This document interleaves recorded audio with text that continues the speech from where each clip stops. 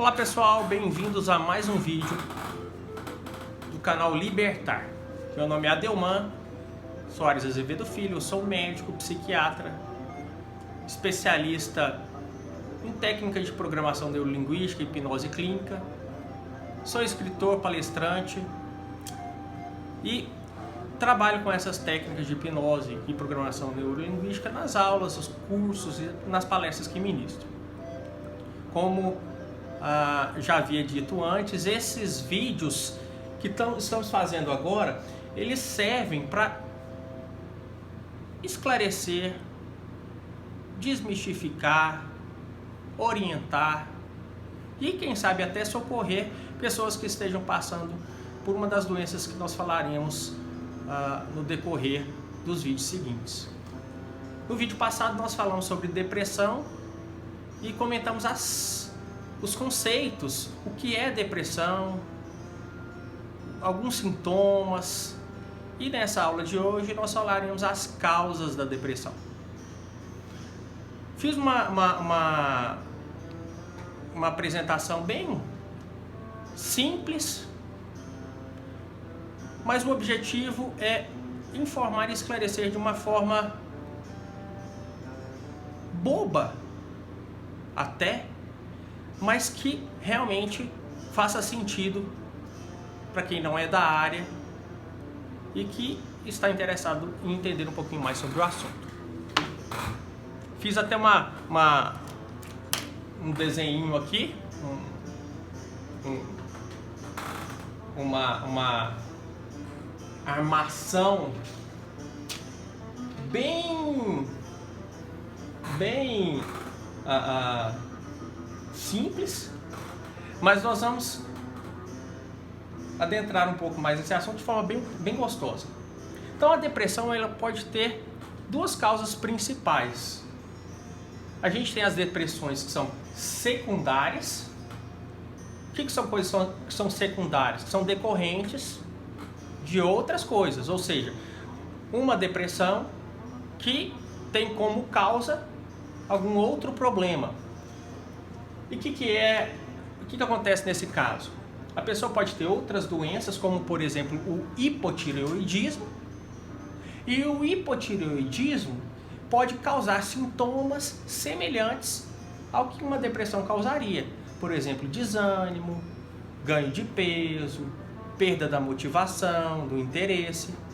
Então, se a pessoa, às vezes, o médico pega um paciente desses e não investiga se tem alguma outra patologia que pode estar sendo responsável pelos sintomas que a gente acredita que sejam depressivos, o médico pode ficar um pouquinho perdido e não descobrir que a depressão, na verdade, tinha como causa uma desregulação dos hormônios da tireoide nesse caso. Alguns medicamentos também podem causar sintomas depressivos, corticoides e vários outros. Não significa que se você toma um corticoide ou algum outro medicamento, você terá os sintomas depressivos.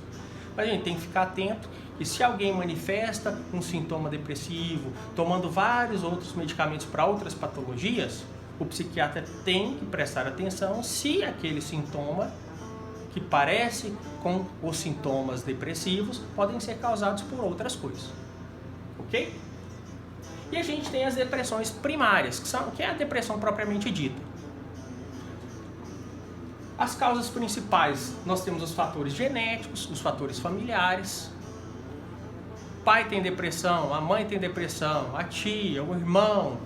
Aquela pessoa pode ter uma chance maior de apresentar uma depressão ao longo da vida. Mas não significa que mesmo tendo fatores genéticos que seriam propícios, ou seja, poderiam resultar num quadro depressivo, não significa que aquela pessoa vai ter uma depressão simplesmente pelo fato de alguém da família já ter tido antes. Existem outros fatores que a gente chama de fatores estressores ambientais, que são os estresses que a gente vai vivenciando ao longo da vida, que somados a fatores genéticos, familiares, fazem com que a doença depressão se manifeste em determinado momento da vida. E agora a gente vai se deter um pouquinho nesses fatores estressores ambientais. E eu vou dizer como é que funciona o ciclo desses fatores estressores no cérebro. A gente tem aqui um slide em que eu escrevi algumas sensações ruins, emoções ruins que a pessoa pode ter ao longo da vida. Então, estresse, tristezas, preocupações, inseguranças, traumas, todo mundo vivencia isso ao longo da vida. Mas em determinado momento, ou por algum momento, por um longo período, por vários meses, esses estresses, essas preocupações, essas tristezas podem estar tão intensas que prejudicam o próprio funcionamento do cérebro. Então, o que acontece? Quando esses fatores estão muito intensos e por um longo período, a pessoa passa por muitos estresses ao longo de vários meses ou anos, o cérebro começa a diminuir a produção de uma substância que é esse BNDF. Em português, significa fator neurotrófico derivado do cérebro. E o que essa substância faz? Essa substância, ela desencadeia, ela dá o start para a produção dos neurotransmissores. E como eu já havia falado antes, esses neurotransmissores, eles são importantes para todas as comunicações entre os neurônios. E em quantidade adequada, eles são importantes para a pessoa estar bem, estar tranquila, estar calma, estar animada, estar alegre, estar feliz, estar normal. Então, quando se tem muito estresse por muito tempo, o cérebro diminui a produção dessa substânciazinha, consequentemente, a serotonina, a dopamina e a noradrenalina, que são os neurotransmissores principais, eles também caem em quantidade. O que acontece? A comunicação entre os neurônios fica prejudicada e a baixa desses neurotransmissores provoca vários dos sintomas depressivos, ansiosos, que a gente já comentou no vídeo passado. Além disso, essa substânciazinha,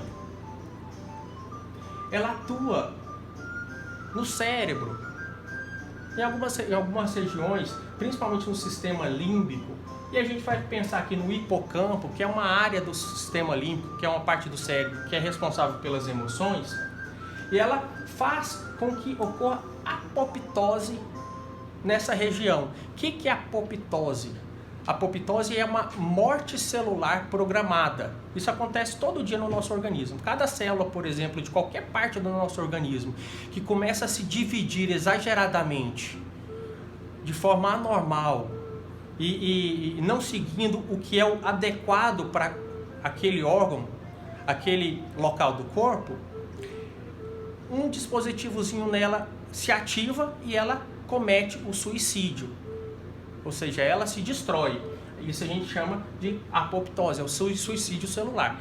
Essas células, no nosso corpo acontece isso o tempo inteiro, todo dia, toda hora, graças a Deus. Porque se cada célula começasse a dividir, e não tivesse esse interruptorzinho para desligar e para que ela se destruísse, a gente ia ter diversos tumores no corpo, cânceres no corpo o tempo inteiro. Então é um mecanismo de defesa, para que o próprio organismo se preserve sadio. Só que quando o organismo está doente, como o cérebro, com sintomas aí da depressão,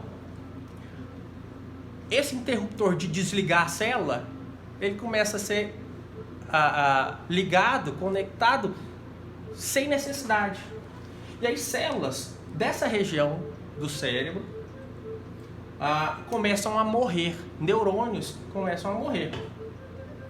Essa é uma região que também, além de ser responsável por questões relacionadas às emoções, a gente vai ter prejuízo também em atenção, raciocínio e memória, porque várias regiões do cérebro vão estar acometidas por essa destruição e o próprio cérebro vai ter dificuldade de raciocinar, memorizar, como ele fazia antes de estar com todo esse prejuízo químico E físico. Por que físico? Porque teve morte de uma estrutura no cérebro, que é o neurônio.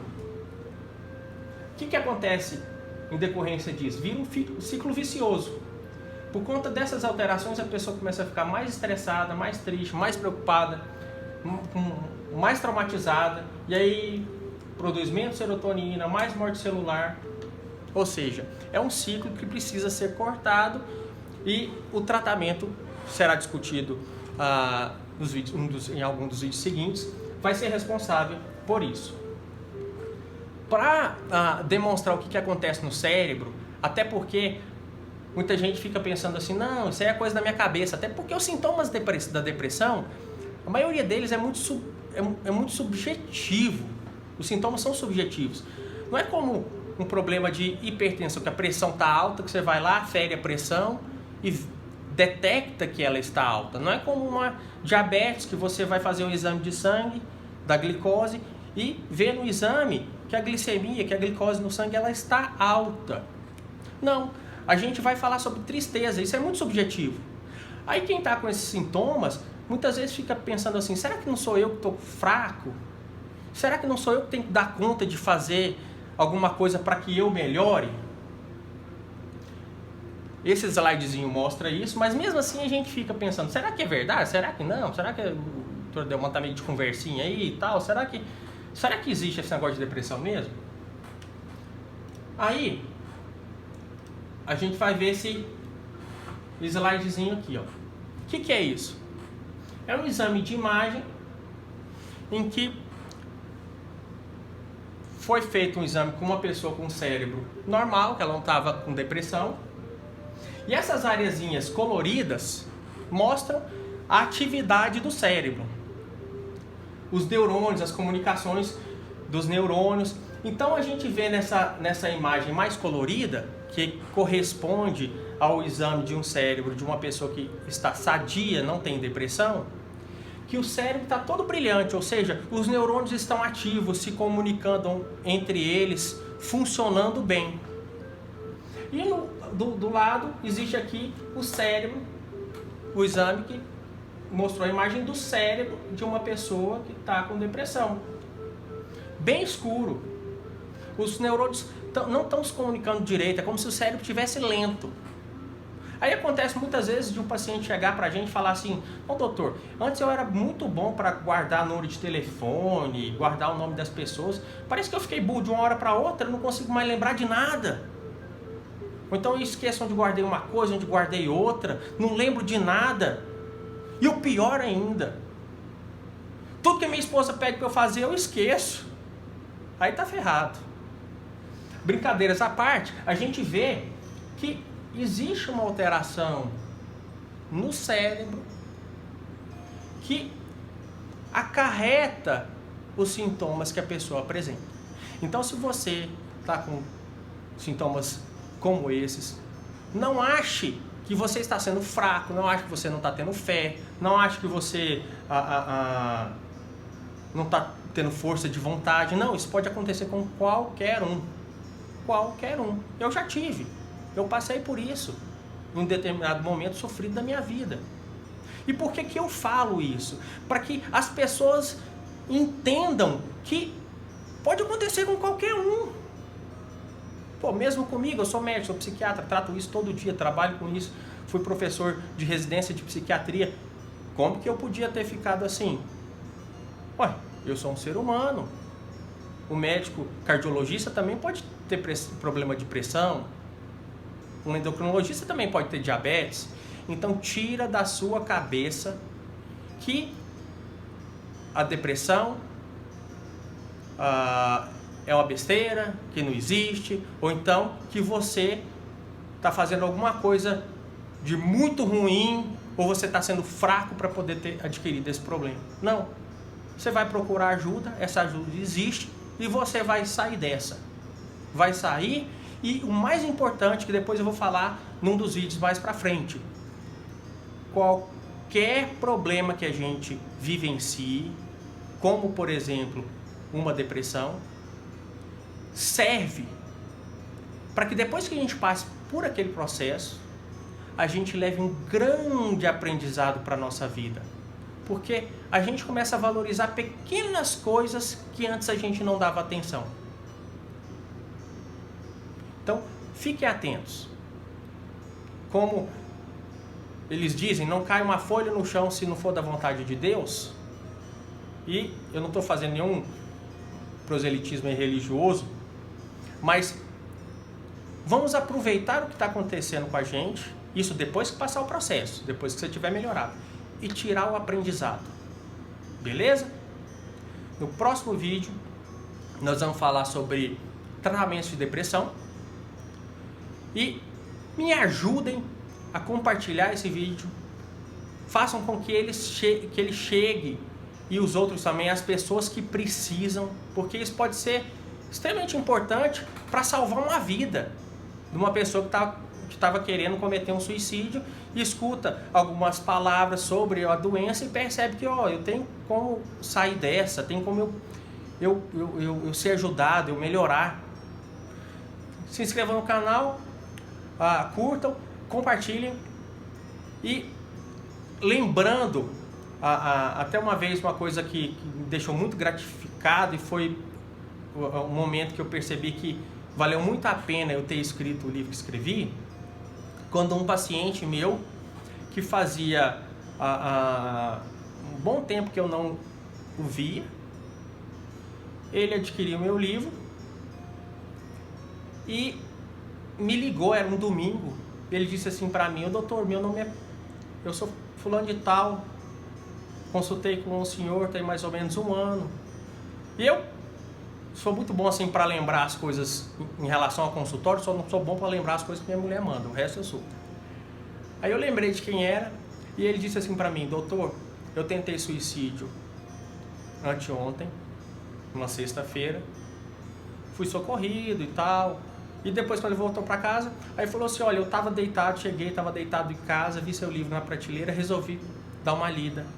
Depois que eu li seu livro, eu resolvi não me matar mais. Então seu livro salvou minha vida, eu tenho que te agradecer por isso. Então me ajudem para que esse projeto chegue quem precise, e a gente vai estar salvando muitas vidas. Beleza? Um grande abraço e até o próximo vídeo.